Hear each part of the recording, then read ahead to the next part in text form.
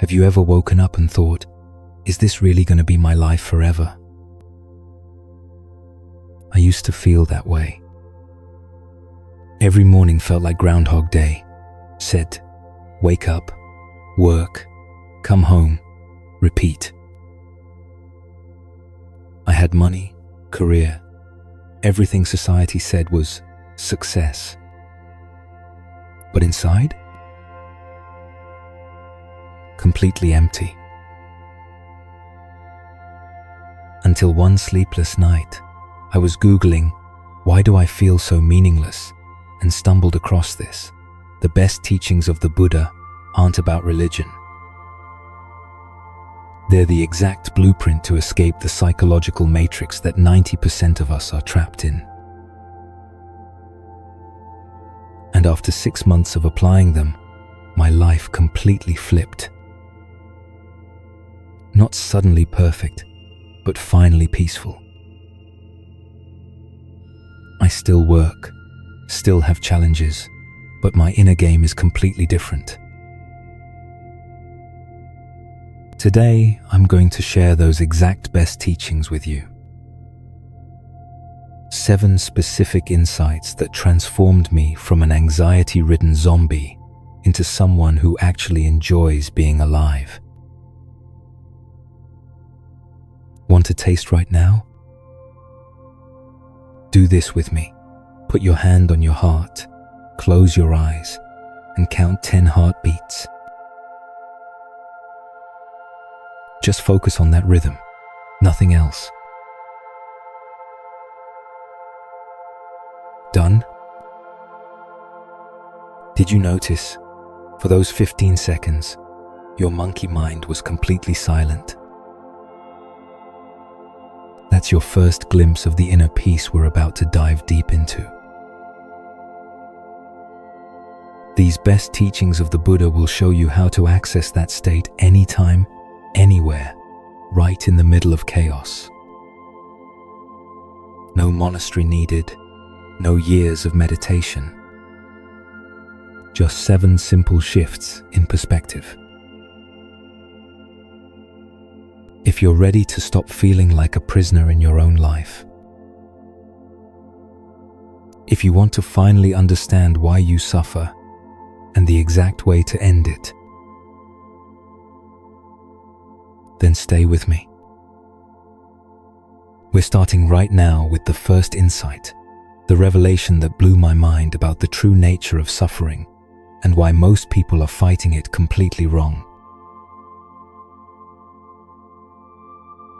You know what? There's a story I want to tell you. Yesterday I met up with a friend. She just got promoted, moved into a new apartment. Everything looked perfect from the outside. But sitting there over coffee, she said, "Why don't I feel happy? Is something wrong with me?" And I thought, this is exactly the question most of us ask ourselves. Why do we have everything but still feel like something's missing? Why doesn't success bring the satisfaction we imagined? This is exactly why this first teaching is so powerful. Buddha called it the 4 Noble Truths, but don't worry, I'm going to explain it in a way you'll never forget. Imagine you have a terrible headache. You take this painkiller, that painkiller, but nothing works. Until one doctor says, maybe we're treating the wrong problem. That's exactly what Buddha discovered about human suffering. The first thing he realized, and this will change everything for you, is that we've completely misunderstood suffering. Most people think suffering comes from things that happen to us. Losing a job, breakups, illness, rising bills. But that's not the true source of suffering. Want to know what really causes it? It's the gap between reality and your expectations. Suffering isn't pain. Suffering is resisting pain. It's not sadness. It's the story you tell yourself about sadness. Right now, think about something that's bothering you. Got it? Okay, now notice this. Are you fighting against it? Are you wishing it was different? That feeling of resistance, that's suffering. Buddha called this the first noble truth. Life contains suffering, but not the way you think. Pain is inevitable, but suffering is optional. And here's the mind-blowing part. The second noble truth reveals the exact source of this suffering. Not bad luck, not other people, not circumstances. It's craving, the constant urge for life to be different than it is right now.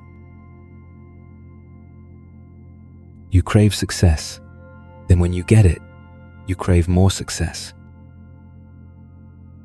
You crave love, then when you have it, you crave perfect love. You crave peace, then when you're peaceful, you crave excitement. See the pattern? But here's the good news, the third noble truth. Because suffering has a specific source, it also has an ending. When you stop fighting reality, suffering naturally dissolves. Not because problems disappear, but because your relationship with problems completely changes. And the fourth noble truth? That's the specific roadmap to get there. Buddha called it the Noble Eightfold Path, but essentially, it's about learning to live skillfully instead of reactively. Can you feel the energy shift in your body as I explain this? That's your nervous system, recognizing truth. Because deep down, you always knew this. You just needed someone to remind you. Okay, now let's make this super practical. This week, I want you to try this experiment. Next time you're upset about something, pause and ask yourself, what am I resisting right now? What do I want to be different? Then try this radical question. What if this moment is exactly as it should be?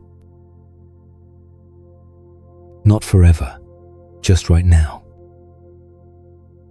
What if nothing needs fixing? I guarantee you, when you stop fighting and start accepting, something in your nervous system will immediately relax.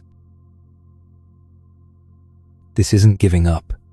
This is giving in to what's already happening anyway. Let me give you a real example from my life. Last week I was stuck in traffic for 2 hours. The old me would be furious, honking, swearing, making myself miserable. But I remembered this teaching and thought, okay, traffic is here. Fighting it won't make cars move faster. What if I just accept this? And you know what? Within 5 minutes, I went from stress mode to actually enjoying the unexpected break. Listened to a podcast, observed people around me, had a moment of stillness in my busy day. Same situation, completely different experience. That's the power of this first teaching. It doesn't promise that life will become easier. It promises that you'll become stronger. not by building walls, but by removing the unnecessary fight. Here's what I want you to practice today. Next time you catch yourself thinking, "This shouldn't be happening," or "Why me?" pause. Take a breath and ask, what if this is exactly what I need right now to grow? You don't have to like what's happening. You don't have to pretend it's not difficult. But you can stop adding extra suffering on top of necessary pain. Think about your biggest worry right now. Feel how much energy you're spending resisting it, fighting it, wishing it away. Now imagine redirecting all that energy toward actually dealing with it skillfully. Feel the difference? This is what Buddha discovered under that tree too, 500 years ago.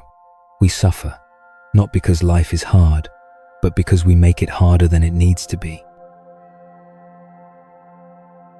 We add resistance to pain, stories to sadness, drama to difficulty. But when you learn to meet life as it is, instead of how you think it should be, something miraculous happens. You don't become passive, you become powerful. You don't stop caring, you start responding instead of reacting. Remember, pain is what happens. Suffering is what you add to what happens. And that addition, that's optional. That's your choice. That's your freedom. Now we're ready for the second teaching, the insight that will blow your mind about how connected you actually are to everything around you. Okay, so you just experienced that shift from fighting reality to accepting it, right? Your nervous system probably feels a little different now. Well, buckle up, because this next teaching is going to completely rewrite how you see yourself and everyone around you. Let me start with something that happened to me at Starbucks last week. I'm standing in line, and this barista is having the worst day ever. She's snapping at customers, getting orders wrong, clearly overwhelmed. The guy in front of me starts getting angry, and I can feel the whole energy of the place shifting negative. But then I remembered this teaching, and instead of judging her, I got curious. What if her bad mood isn't really about coffee orders? What if she got terrible news this morning? What if she's dealing with sick family members? What if she's struggling financially, and this job is her lifeline? Suddenly, her behavior wasn't personal anymore. It was information. Information about pain, stress, and the invisible struggles we all carry. That's your first glimpse into what Buddha called interdependence, the recognition that nothing exists in isolation. Everything is connected to everything else in ways we rarely see. But let me blow your mind with how deep this actually goes. Look at your phone for a second. How many people contributed to that device existing? The miners who extracted the metals, the engineers who designed it, the factory workers who assembled it, the truck drivers who delivered it, the teachers who educated all these people, the farmers who fed them, the parents who raised them. Your phone exists because thousands of people you'll never meet lived their lives in a way that made this moment possible. You're literally holding the collective effort of humanity in your hand. Now go deeper. The thoughts you're thinking right now, where did they come from? Words someone else invented, concepts someone else discovered, languages that evolved over thousands of years.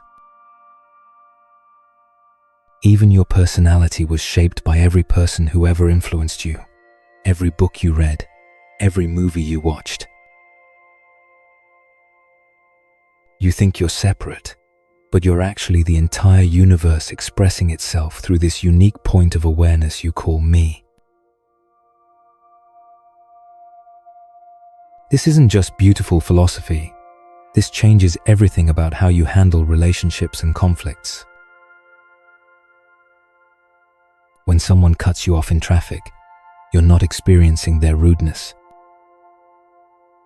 You're experiencing how their stress, their late appointment, their argument with their spouse this morning is expressing itself in that moment. When your partner is difficult, you're not dealing with their character flaw. You're witnessing how their childhood wounds, their work pressure, their own internal struggles are showing up in your relationship. When you're frustrated with someone, you're not feeling your frustration. You're feeling the collision between your expectations and their reality, a reality shaped by their entire history of experiences. See how this shifts everything? Blame becomes impossible. How can you blame the ocean for waves? How can you blame people for being exactly what their circumstances created? This doesn't mean accepting harmful behavior. It means responding from understanding instead of reactivity, from compassion instead of defense. Let me give you a real example. My neighbor used to blast music late at night, and it drove me crazy. I was ready to call the police, leave angry notes, the whole drama. But then I applied this teaching. Instead of assuming he was inconsiderate, I got curious about his story. Turns out, he worked double shifts, and that late night music was his only time to decompress. He had no idea it bothered anyone because his previous neighbors were never home. One conversation solved what could have been months of conflict. When you see the web of connection, your problems become shared problems. Your solutions become collaborative solutions. Here's what I want you to try this week. Pick someone who annoys you. Could be a co-worker, family member, that person on social media who always posts things that trigger you. Instead of focusing on their behavior, get curious about their story. What invisible struggles might they be carrying? What fears might be driving their actions? What pain might be expressing itself through their personality? You don't have to excuse their behavior.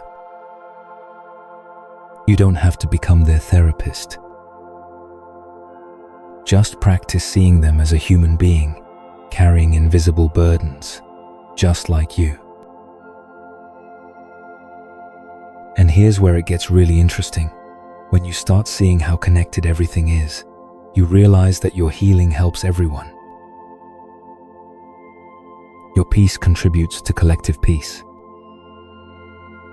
Your joy adds to the total amount of joy in the world.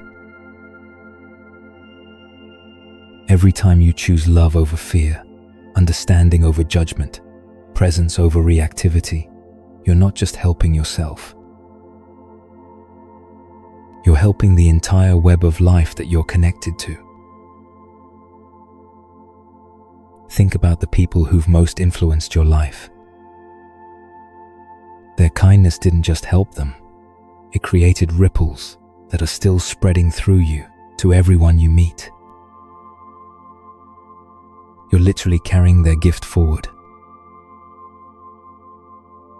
This is why your inner work matters so much.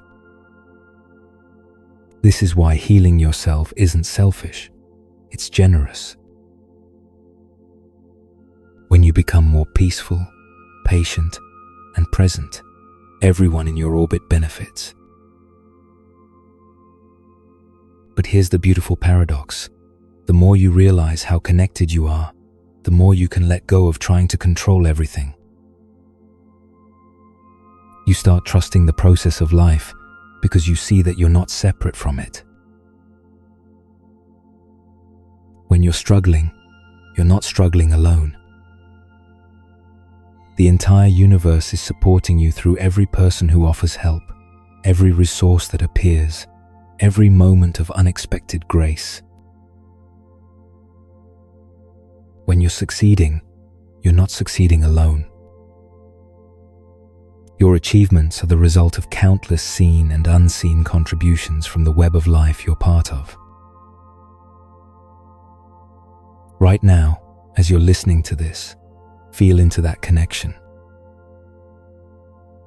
The air you're breathing was exhaled by plants you'll never see. The food that gave you energy today was grown by farmers you'll never meet. The knowledge I'm sharing came from teachers who learned from other teachers in an unbroken chain going back thousands of years. You are not an isolated individual struggling through life alone. You are the universe experiencing itself through human consciousness. You are the web of life becoming aware of itself. And when you truly get this, samsai, not just intellectually but experientially, loneliness becomes impossible. Not because you're never alone, but because you realize you're never separate.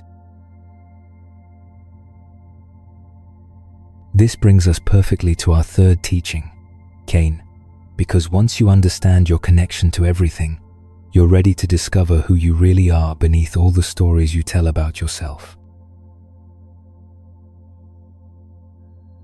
Alright, so you're feeling that sense of connection to everything, right? Good. Because now I'm about to tell you something that might sound absolutely crazy at first, but once you see it, you can never unsee it. The person you think you are doesn't exist. Not in the way you think. And this isn't bad news. This is the most liberating truth you'll ever hear. Before you think I've completely lost it, let me ask you something. Who is aware that you're listening to these words right now? Really think about this. Who or what is aware of your thoughts? When you have an emotion, what notices the emotion? When your body feels pain, what experiences that feeling? I had this realization sitting in my car about 3 years ago. I was stressed about work, having this whole internal dialogue about my problems, when suddenly I noticed something weird. There was a part of me that was watching the stress, observing the thoughts, kind of like sitting in a movie theater watching my own mental drama unfold. And I thought, wait a minute. If I can observe my thoughts, then I'm not my thoughts. If I can notice my emotions, then I'm not my emotions. So what am I? This is what blew Buddha's mind under that tree.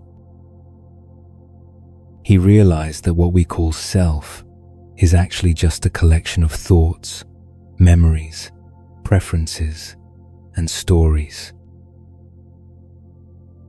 But the awareness that observes all of this, that's something completely different. Let me prove this to you right now. Think about what you had for breakfast this morning. Got it? Now notice, who remembered that? Who brought that memory into consciousness? Was it your thoughts that remembered? No, because you had to think to remember. Was it your emotions? No, emotions don't store memories. Was it your body? No, your body was just sitting there. Something else, some aware presence, retrieved that memory and presented it to consciousness. That awareness has been with you your entire life, witnessing everything, but never changing. When you were 5 years old, that awareness was there. When you're 90, it will still be there. It's been the constant witness to every moment of your existence, completely untouched by any experience. This awareness, clear, present, untroubled, this is who you really are. Not the story you tell about yourself. Not your achievements or failures. Not even your personality or preferences. Think about your biggest worry right now. Got it? Now notice the awareness that's aware of that worry. Is the awareness worried? Can awareness be damaged by thoughts about the future? Feel how this shifts your relationship to the problem. You're not trapped inside the worry. You're the spacious presence in which worry appears and disappears. But here's what's beautiful about this discovery. It doesn't mean your human experience doesn't matter. It means you can care about your life without being consumed by it. You can engage fully without losing yourself. It's like being the sky instead of the clouds. When storms come, and they will, something in you remains untouched. Not because you've built walls, but because you've remembered your true nature. Let me give you a practical example. Last month, I got some really harsh feedback at work. The old me would have spent days analyzing it, defending myself internally, maybe getting defensive with my boss. But because I've been practicing this teaching, something interesting happened. I noticed the hurt feelings arising. I noticed the defensive thoughts. I noticed the urge to protect my self-image. But instead of getting lost in all that drama, I stayed aware of the awareness that was observing it all. From that space, I could actually hear the useful parts of the feedback without taking it as a personal attack. I could respond professionally instead of reactively. Same situation, completely different experience. This is what Buddha meant when he talked about liberation. Not escaping from life, but recognizing what you truly are, so that you can engage with life from freedom instead of fear. Now, I know this might sound abstract, so let me make it super practical. Throughout your day, you can practice recognizing your true nature with simple questions. When you're stuck in traffic, who is aware of the frustration? Rest as that awareness instead of fighting the traffic. When someone criticizes you, who hears the criticism? That awareness doesn't need to defend itself because it can't be threatened. When you achieve something great, who experiences the success?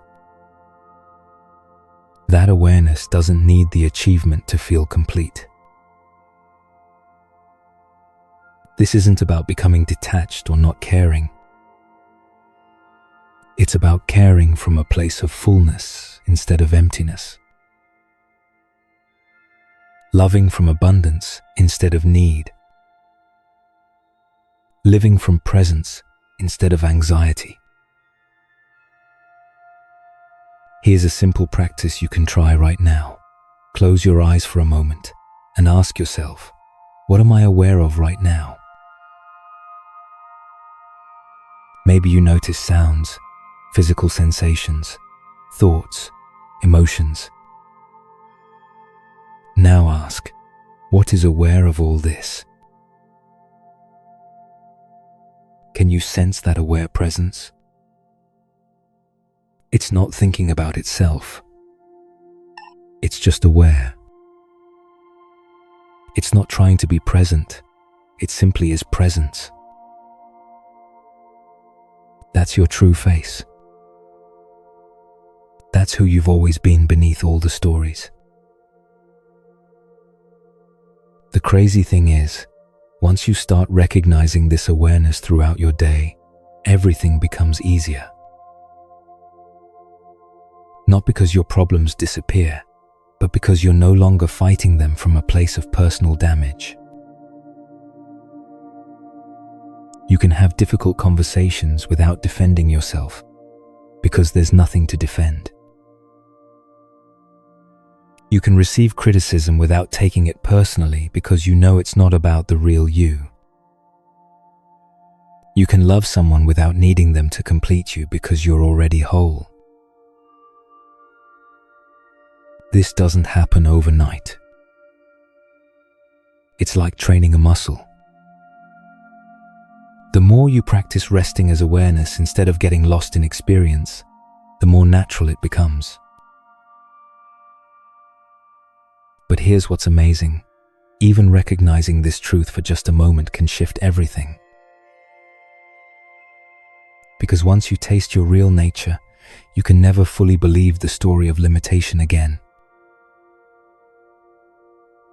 You start to see that all your problems exist in the story level, but you are the storyteller. All your dramas happen in the movie, but you are the screen on which the movie plays. Remember, you are not broken and trying to fix yourself. You are not empty and trying to fill yourself. You are already whole, already complete, already free. You just forgot for a while. And that forgetting? That's not a mistake. That's part of the human experience. The beautiful thing about truth is that it's always here, patiently waiting for you to remember. This recognition of your true nature sets us up perfectly for the next teaching, because once you know who you really are, you're ready to learn how to work skillfully with all the emotions and experiences that arise in that awareness. So you're starting to get that you're the awareness, not the story, right? Good. Because now we're going to talk about what to do with all the emotions and feelings that arise in that awareness. And this is where things get really interesting. Medieval alchemists spent their entire lives trying to turn lead into gold. They never succeeded because they were looking in the wrong place. The real alchemy happens inside you. Every single day, And once you learn this process, you'll never be afraid of your emotions again. In fact, you'll discover that your most difficult emotions are actually your greatest teachers in disguise. Let me tell you about Sarah, not her real name, but a friend who called me crying last Tuesday. She just had a huge fight with her boyfriend, was furious, and said she felt like a terrible person for being so angry. And I asked her, what if your anger isn't a character flaw? What if it's information? Because here's what Buddha discovered that most people miss. Emotions aren't problems to solve. They're energy to transform. Your anger isn't a personal defect. It's energy that cares deeply about something. Usually it's telling you that something precious to you feels threatened. Your values, your boundaries, your sense of justice. Your sadness isn't weakness. It's love, with nowhere to go. It's your heart's way of honoring what matters to you. Your fear isn't cowardice. It's intelligence trying to protect you. It's your system's way of saying, pay attention, something important is at stake. Your anxiety isn't a disorder, it's alertness without a clear direction. It's energy ready to take action, but not sure where to focus. The question isn't, how do I get rid of this emotion? The question is, what is this emotion trying to teach me? Right now, think of an emotion you've been struggling with lately. Instead of judging it or trying to fix it, try getting curious about it. What is it trying to protect? What does it care about? Here's the alchemical formula Buddha discovered, and I'm going to break it down into steps you can actually use. Step 1. Feel it completely without acting on it immediately. This is crucial. Most emotions just want to be felt. When you fully experience them without resistance, they naturally begin to transform. I learned this the hard way during a panic attack 2 years ago. Instead of fighting it or trying to make it stop, I just sat with it. I breathed with it. I said, okay, panic, you're here. What do you need me to know? Within minutes, it shifted from overwhelming terror to useful information about some major life changes I needed to make. Step 2. Get curious instead of judgmental. Instead of, why am I feeling this again? Try, what are you here to teach me? This single shift changes everything because you move from victim to student. Step 3. Find the wisdom hidden inside. Every emotion contains guidance if you know how to listen. Anger shows you your boundaries. Fear shows you what matters. Sadness shows you what you love. Jealousy shows you what you desire. Even shame shows you your values. Step 4. Let it move through you. Emotions are called emotions because they move. When you stop resisting them, they flow through you like weather through the sky. The sky isn't damaged by storms. You aren't damaged by emotions. Let me give you a real example from yesterday.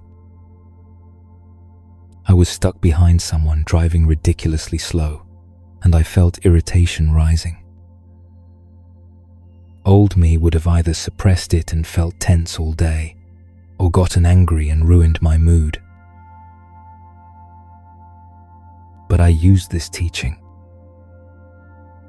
I felt the irritation fully, got curious about it, and realized it was telling me I was running late because I hadn't planned my time well.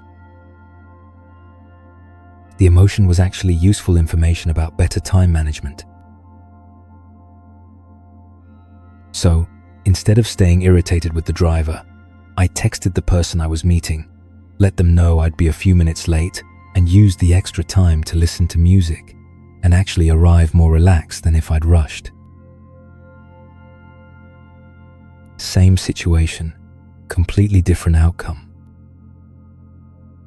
That's emotional alchemy in action. Now here's where this gets really powerful. When you start working with emotions as energy instead of problems, you discover something amazing.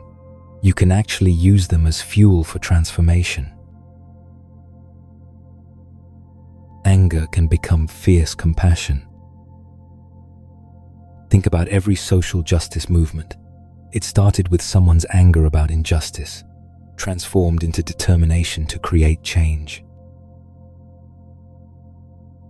Sadness can become deep empathy. The people who help others through grief are often those who've transformed their own sadness into wisdom. Fear can become cautious wisdom. The best safety protocols come from people who've learned to listen to fear without being paralyzed by it. Here's an advanced practice that will change your life. Next time you feel intense emotion, instead of thinking about it, become intimate with it. Where do you feel it in your body? What's its texture, temperature, movement? Does it have a color? Does it move fast or slow?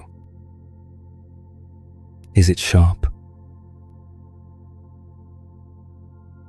This isn't weird. This is how you work with energy directly, instead of getting lost in stories about the energy. I remember doing this with heartbreak after a relationship ended.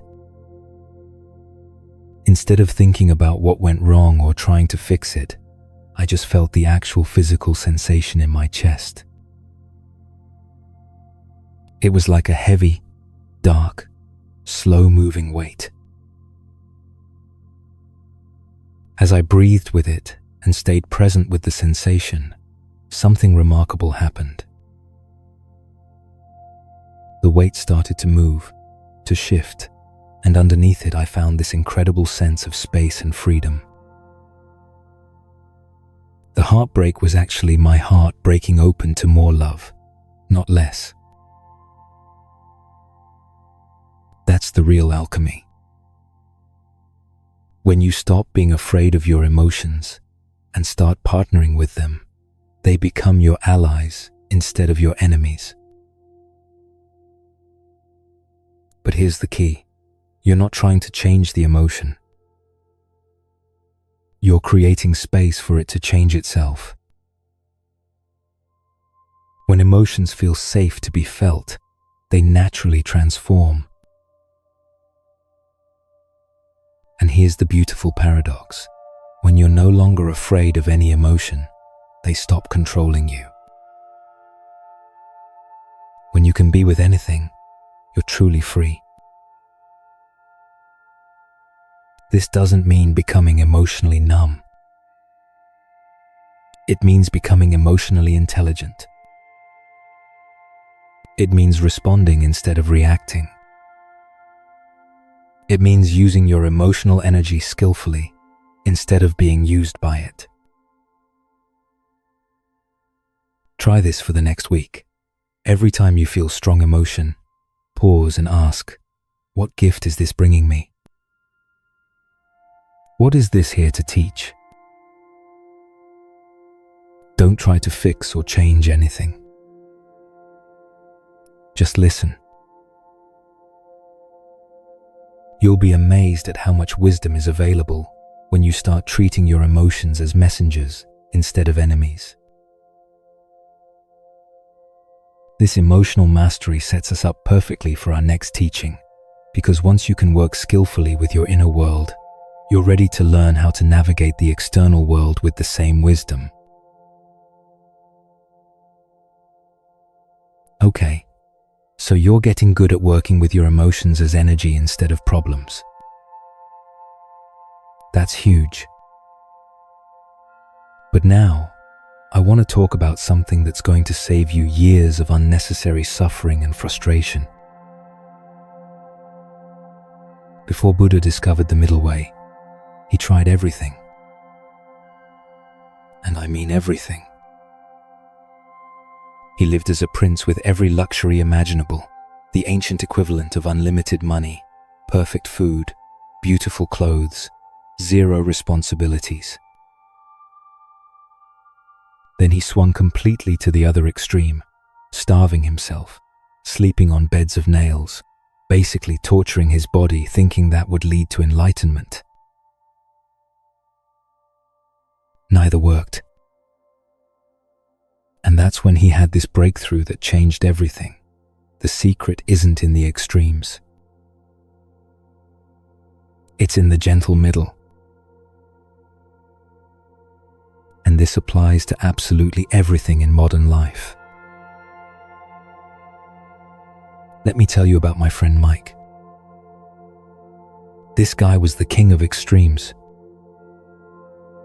He'd work 80-hour weeks for months, burn out completely, then do nothing but Netflix and takeout for weeks. He'd go on these intense workout regimens, get injured, then not exercise, for months. He'd save every penny, then blow it all on some expensive impulse purchase. Sound familiar? Most of us live in extremes without even realizing it. We're either working obsessively or feeling guilty about not working. Either strict dieting or complete food chaos. Either total people-pleasing or building walls so high nobody can reach us. Either complete optimism or doom-scrolling negativity. But here's what Buddha figured out. Life isn't either or. Life is both. You can be strong and vulnerable. You can be confident and humble. You can care deeply and let go. You can be productive. You can have boundaries and be compassionate. The middle way isn't compromise, it's wisdom. It's finding the dynamic balance that each situation actually requires. Think about riding a bicycle. You don't stay perfectly upright by forcing yourself into one rigid position. You constantly make tiny adjustments, leaning slightly left, then slightly right, staying balanced through movement, not rigidity. That's how life works too. Last week, I had to have a difficult conversation with my boss about workload. The old me would have either stayed silent and resented the extra work, or gotten angry and probably damaged the relationship. But the middle way asked, what does this situation actually need? Not what my habitual patterns wanted to do. Not what I thought I should do. What would truly serve the highest good for everyone involved? So I went in, prepared, but not defensive. I acknowledged the extra projects were important, then clearly explained how the current workload was affecting quality. I suggested specific solutions instead of just complaining. Result? We found a way to redistribute some tasks, and my boss actually thanked me for bringing it up professionally. Same issue, completely different approach, totally different outcome. Here's how to apply the middle way in the areas where most people get stuck. In relationships, neither clingy nor distant, but available. You can love someone completely without losing yourself. You can have boundaries without building walls. You can be supportive without being codependent. I used to swing between being overly accommodating in relationships, saying yes to everything, ignoring my own needs, then getting resentful and pulling away completely. The middle way taught me to care deeply while maintaining my own center. In work, neither burnout nor laziness, but sustainable excellence. You can be ambitious without being frantic. You can rest without feeling guilty. You can achieve without sacrificing your health or relationships. Mike I mentioned earlier? He finally learned this. Now he works intensely but takes real breaks. He exercises consistently but listens to his body. He saves money but also enjoys life. His whole energy is different, more sustainable, more peaceful. In self-care, neither neglect nor obsession, but gentle consistency. You can take care of yourself without becoming narcissistic. You can be disciplined without being rigid. You can improve without rejecting who you are right now. The middle way constantly asks, what does this moment actually need? Not what your habitual patterns want to do. Not what you think you should do. What would truly serve your well-being and others' well-being?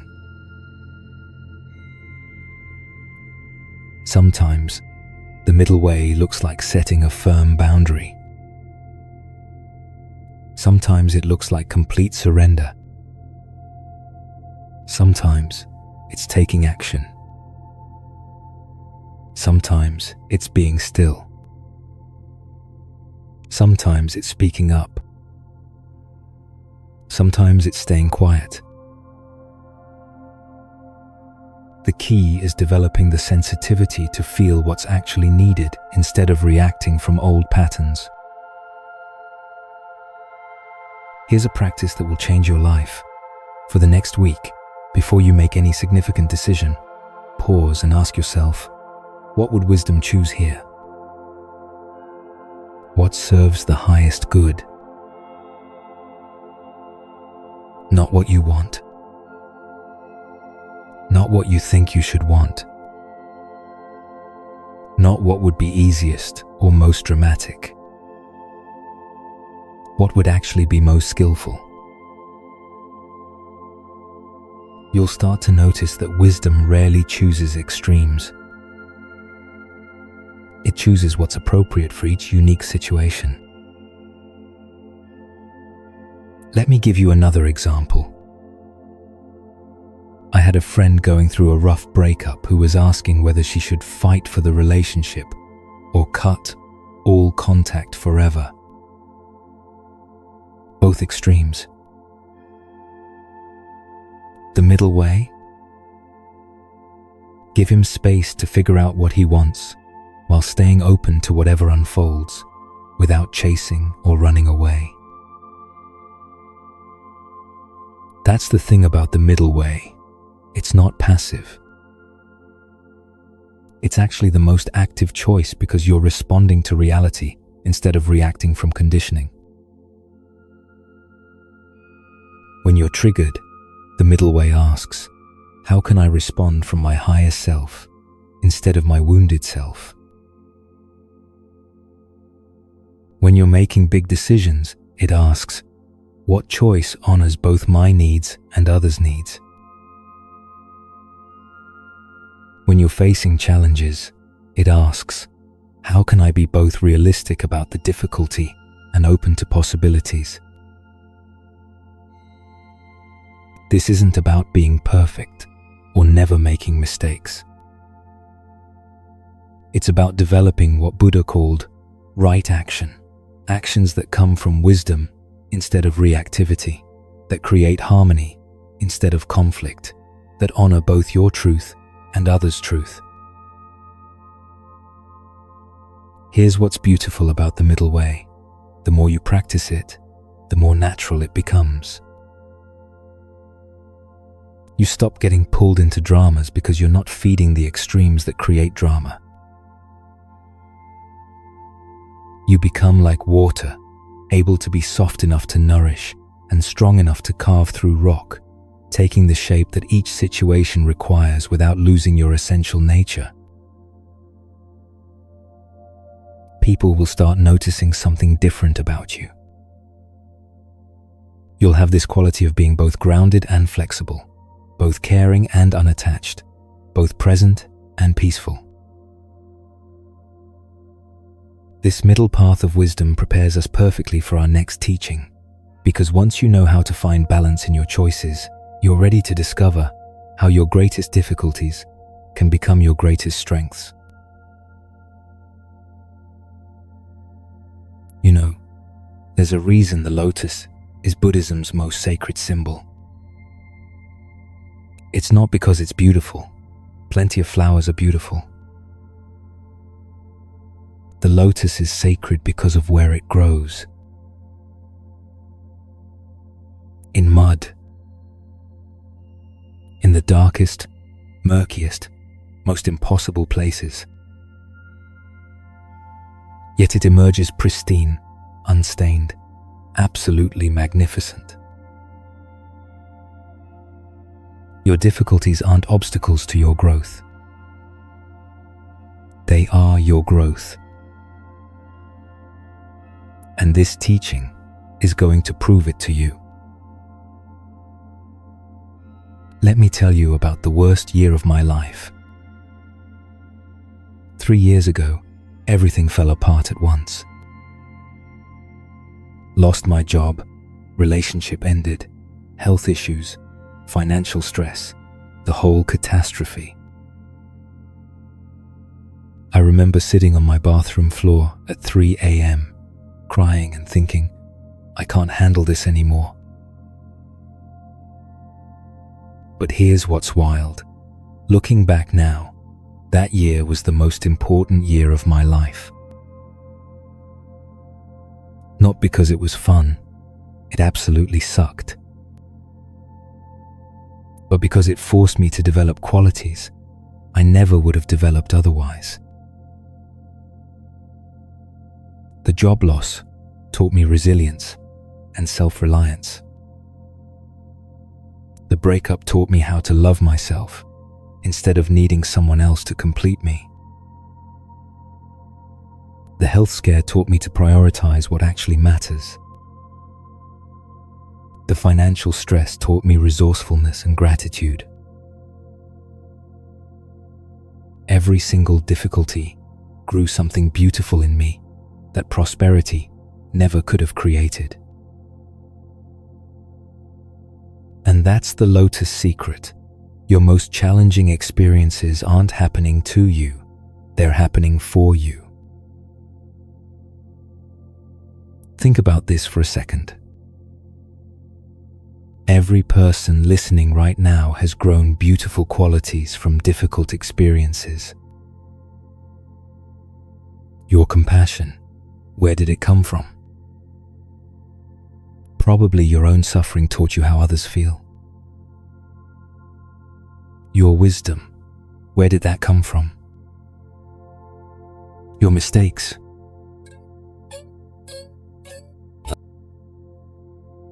Your strength, where did that develop? Times when you thought you couldn't continue but somehow did. Buddha realized something profound about human development. We don't grow from comfort. We grow from challenge. Comfort maintains us, but difficulty transforms us. But here's the crucial distinction, and this is going to save you so much unnecessary pain. There's necessary suffering and unnecessary suffering. Necessary suffering is what life brings: loss, change, aging, disappointment, failure. This kind of suffering teaches you, grows you, opens your heart. It's like the mud that nourishes the lotus. Unnecessary suffering is what happens when you resist necessary suffering. It's the suffering you add on top of what's already happening. It's the story you tell yourself about why this shouldn't be happening, why you're a victim, why life is unfair. Pain. The drama about the pain is optional. Let me give you a perfect example. My friend Jessica got laid off last month. The necessary suffering was the job loss, the financial stress, the uncertainty about the future. That's just what happened. But she added layers of unnecessary suffering. I'm a failure. I'll never find another job. This always happens to me. I'm cursed. None of that helped her situation. It just made her miserable and prevented her from taking useful action. When she finally stopped fighting the reality of being unemployed and started asking, "What is this situation here to teach me?" everything shifted.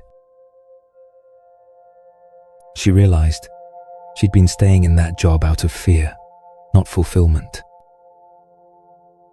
The layoff was actually pushing her toward work that aligned better with her values. Now she's freelancing, making more money, and has time for projects she actually cares about. Same event, completely different relationship to it. So how do you work with difficulty like a lotus? Here's the framework that will change your life. Step 1. Stop asking, "Why is this happening to me?" Start asking, "What is this here to teach me?" This single shift moves you from victim to student, from powerless to curious. Step 2. Look for the gift hidden in the challenge. Every difficulty develops qualities you couldn't develop otherwise. Financial stress teaches resourcefulness. Rejection teaches resilience. Loss teaches appreciation. Conflict teaches communication skills. What qualities is your current challenge asking you to develop? Step 3. Let the experience change you. Don't just endure difficulties, let them transform you. Let them break you open to new levels of understanding, compassion, strength. I learned this during my health scare. Instead of just trying to get back to normal, I asked what this experience was trying to teach me. It taught me to slow down, to listen to my body, to prioritize rest and relationships over achievement. I'm healthier now than before I got sick because I let the illness change my entire approach to life. Step 4. Use your growth to help others. Your healed wounds become your superpowers. Your transformation becomes inspiration for others still struggling. The people who help others through addiction are often those who've overcome addiction themselves. The best therapists often had to heal their own trauma first. Your mess becomes your message when you let it transform you instead of just surviving it. Here's what I want you to try right now. Think about the most difficult thing you're currently facing. Instead of seeing it as an enemy, try seeing it as a teacher. What qualities is this situation asking you to develop? Patience? Courage? Boundaries? Self-reliance? Forgiveness? Humility? What old patterns is it asking you to release? People-pleasing? Control? Perfectionism? Avoidance? What new understanding is trying to emerge? About yourself, about relationships, about what really matters. You don't have to like what's happening. You don't have to pretend it's not difficult. But you can stop fighting it and start learning from it. When you align with life's curriculum instead of resisting it, something magical happens. The difficulty doesn't necessarily go away, but your relationship to it completely transforms. You stop being a victim of your circumstances and become a student of your experience. You stop asking, "When will this end?" and start asking, "How is this growing me?" This is how warriors are made. This is how wisdom is born. This is how ordinary people become extraordinary. The lotus doesn't fight the mud, it uses the mud. It transforms the darkness into beauty, the decay into life, the impossible into the magnificent. Every challenge you've ever faced has made you stronger, wiser, more compassionate. Every difficulty you're facing now is doing the same thing, whether you can see it yet or not. Your struggles aren't evidence that something's wrong with you. They're evidence that you're human, and humans grow through challenge. This understanding of how to transform difficulty into wisdom brings us perfectly to our next teaching, because once you know how to find the gift in every challenge, you're ready to discover how to create sacred space right where you are. So here we are. 7 teachings that have literally changed millions of lives over 500 years. And now they're yours. Let me be real with you for a second. Knowing these teachings intellectually isn't enough. I could recite all of this perfectly and still get triggered by traffic jams. The magic happens when these insights become lived experience, when they transform from concepts you understand to tools you actually use. Tomorrow morning, when you wake up, you have a choice. You can go back to autopilot, react to stress, fight reality, get lost in emotional drama. Or you can remember who you really are and what you now know. Here's your simple daily practice. When suffering arises, And it will. Remember teaching 1. What am I resisting right now? When you feel disconnected, remember teaching 2. How am I connected to this moment? When you're overwhelmed, remember teaching 3. Who is aware of this overwhelm? When emotions flood in, remember teaching 4. What is this energy here to teach me? When you're pulled toward extremes, remember teaching 5. What would wisdom choose? When facing difficulty, remember teaching 6. How is this growing me? And in every single moment, remember teaching 7. How can I bring sacred awareness right here? You don't need to be perfect. You just need to remember. These aren't burdens to carry. They're lights to illuminate your path. The Buddha's final words were, work out your salvation with diligence. Not someone else's salvation. Your own freedom. Your own peace. Your own awakening. Starting now. Starting here. Starting with this very breath. Welcome to your new beginning. The journey continues, and you're no longer walking it alone.